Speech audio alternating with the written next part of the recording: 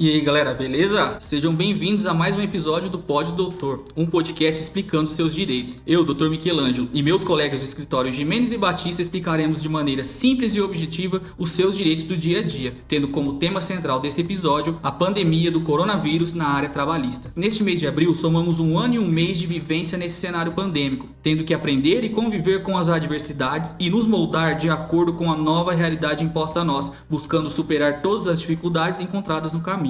Na área trabalhista, isso não é diferente. O isolamento social impedindo que muitas empresas, desde as micro às grandes multinacionais, tenham seu funcionamento normal restabelecido. A diminuição do poder de compra daqueles que perderam sua fonte de renda e a grave crise econômica e sanitária resultante desses fatores culminaram em drásticas mudanças que atingiram em cheio empregadores e empregados, gerando inúmeros questionamentos a ambas as partes. Neste sentido, é de extrema importância que a busca por conhecimento sobre as novas regras e entendimentos que fundamentam a relação trabalhista seja constante. Ter o conhecimento sobre os seus direitos nesse período tão difícil é essencial para que o trabalhador não saia prejudicado de nenhuma forma. E é por isso que o nosso podcast, o Pod Doutor, traz hoje esse tema em questão, para ajudar você a entender melhor os seus direitos. Dr. Diego, qual o reflexo das medidas provisórias na diminuição da jornada e também nos salários do empregado? Obrigado, Dr. Michelangelo. A pandemia do novo coronavírus exigiu medidas emergenciais para conter o avanço da doença e tratar os infectados. Mas o estado de calamidade sanitária global também levou governos de diversos países a lançarem mão de alternativas para preservar empregos. No Brasil, duas medidas provisórias, as MPs 927 e 936 de 2020, publicadas no início da crise, levaram à criação do Programa Emergencial de Manutenção do Emprego e da Renda.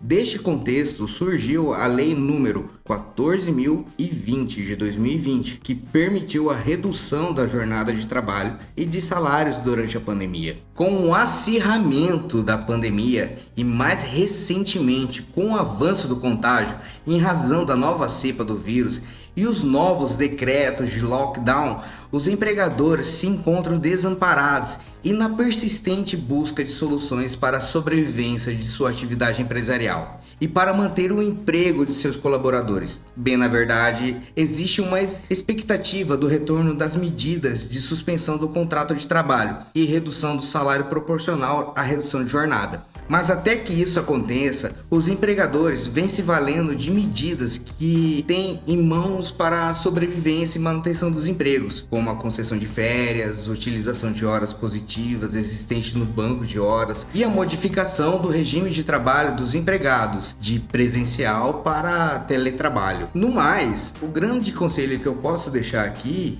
é que todas as atitudes que os empregadores têm que tomar, têm que ser observados à estrita legalidade, tá? Muito obrigado a quem está me ouvindo. Quem quiser me siga nas redes sociais, @DiegoGimenezADV. Obrigado, Dr. Diego. Doutora Marília, tem se falado muito nos termos de ajuste de compromisso, fundamentados nas medidas provisórias impostas pelo governo federal para afastar aqueles que estão nos grupos de risco. Como isso funciona exatamente?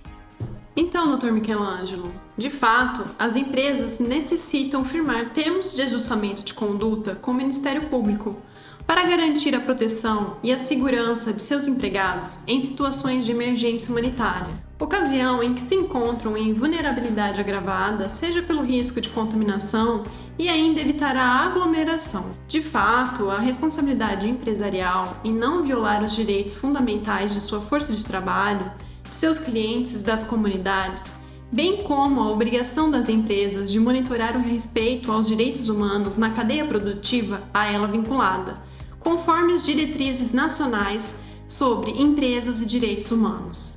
Enfim, muitas empresas, em função de sua responsabilidade empresarial e trabalhista, firmam termos de ajustamento de conduta ou termos de ajustamento de compromisso com o Ministério Público e afastam empregados que tenham comorbidades, como, por exemplo, mulheres grávidas, adultos maiores de 60 anos, pessoas que tenham pneumopatias, como asma, pacientes com tuberculose, pacientes com problemas cardiovasculares, nefropatias, hepatopatias, doenças hematológicas, AVCs, HIV e também a obesidade. Vale apontar que deve-se garantir, sempre que possível, aos trabalhadores do grupo de risco, bem como aqueles responsáveis pelo cuidado de pessoas do grupo de risco, o direito a realizar as suas atividades laborais de modo remoto, o famoso home office, quando compatível com a função. Há de se garantir também aos trabalhadores do grupo de risco, bem como aqueles responsáveis pelo cuidado de pessoas do grupo de risco, que sejam dispensados do comparecimento ao local de trabalho,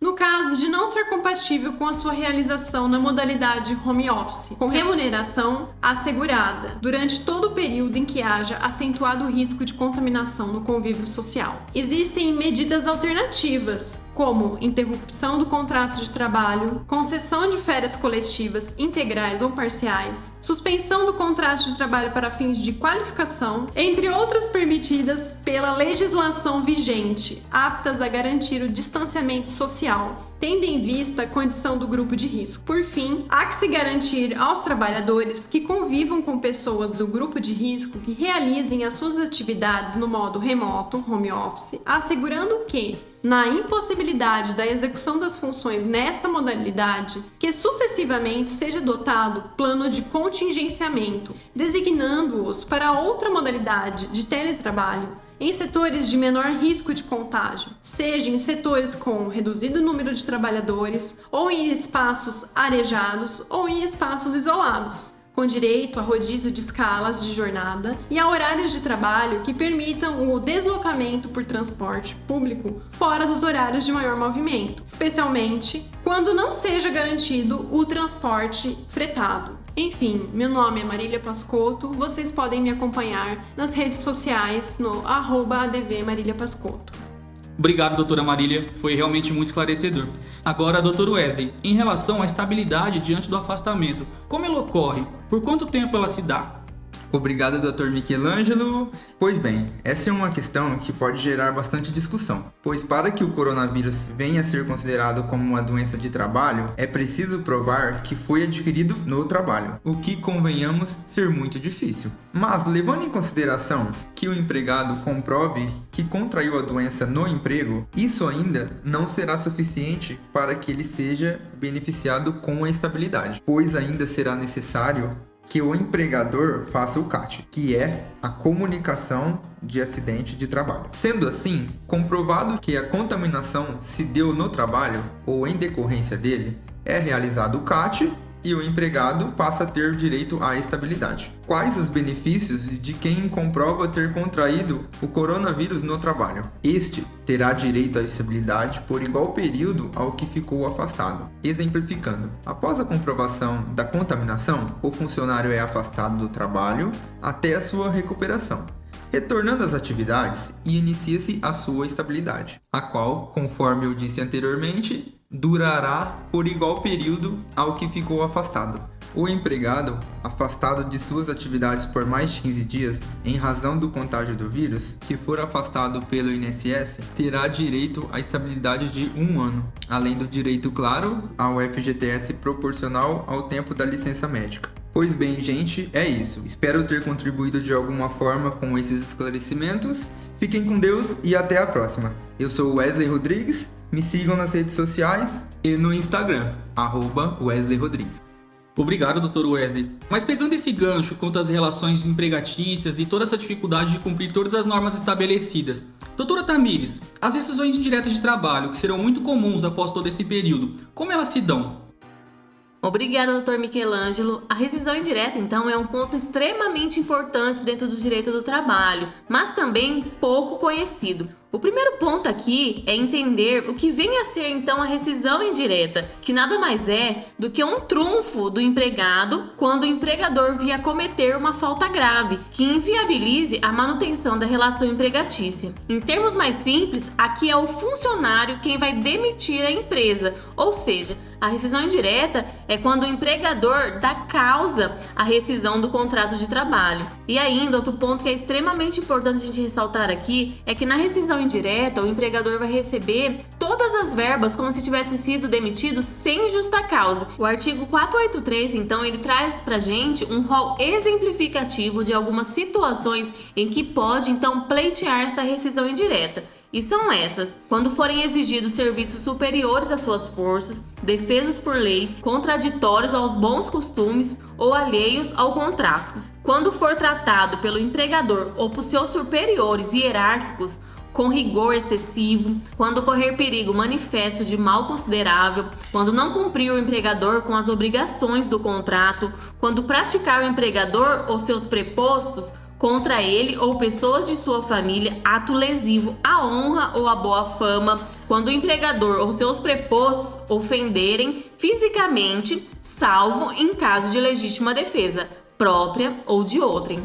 Ou ainda quando o empregador reduzir o seu trabalho, sendo este por peça ou tarefa, de forma a afetar consideravelmente a importância do salário. Portanto, é importante se falar dessa rescisão indireta para que o empregado não se veja obrigado a aceitar determinadas situações, principalmente no cenário atual, em razão da pandemia, em que muitos tiveram de reduzir jornadas, redução de salário. E se isso não foi feito com amparo legal, poderá sim o empregado então pleitear essa rescisão indireta. É isso. Eu espero que tenha ficado claro para vocês um pouquinho do que vem a ser a rescisão indireta, e para mais dúvidas podem me acompanhar através das redes sociais, através do perfil @advtamires, e é isso.